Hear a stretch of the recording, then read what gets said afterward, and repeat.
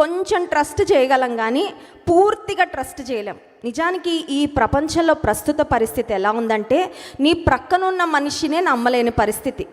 మొన్న ఎవరో ఒక పోస్ట్ చేశారు, ఏమనంటే, నీ ప్రక్కనున్నవాడే నీ గోతి తవ్వుతున్నాడేమో ఒకసారి చూసుకో, నీ ప్రవర్తన అంతటి యందు ఆయన అధికారమునకు ఒప్పుకొనుము, అప్పుడు ఆయన నీ త్రోవలను సరళము చేయును. అప్పుడు ఆయన నీ త్రోవలు సరళము చేయును. ఇది చదవడానికి చాలా హాయిగా అనిపిస్తుంది.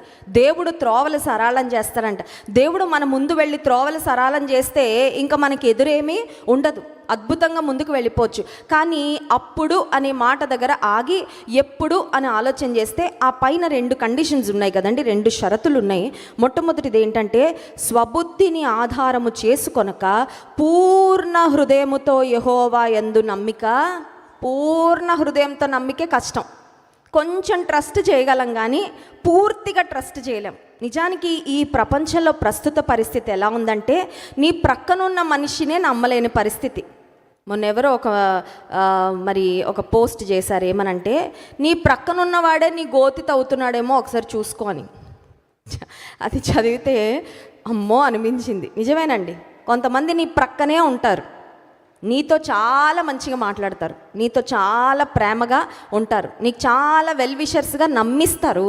కానీ వెనకాల ఏం చేస్తూ ఉంటారంటే నీ గోయి తవ్వుతూ ఉంటారు. వాళ్ళు ఒక ప్లానింగ్లో ఉంటారన్నమాట. ఆ ప్లానింగ్ గురించి నీకు చిన్న డౌట్ కూడా రాదు. అలాంటి భయంకరమైన నమ్మక ద్రోహులు బ్రతుకుతున్న ప్రపంచంలో మనుషులు ఎవ్వరూ నమ్మదగిన వారు లేరు. అటువంటి ప్రపంచంలో మనం బ్రతుకుతూ ఉంటే దేవుని వాక్యం చెప్తుంది, అటువంటి మనుషులను నమ్మమని చెప్పడం లేదు. ఏమని చెప్తుందంటే, నీ పూర్ణ హృదయముతో దేవుని యందు నమ్మిక ఉంచు. స్తోత్రం కలుగును గాక. హల్లెలూయా.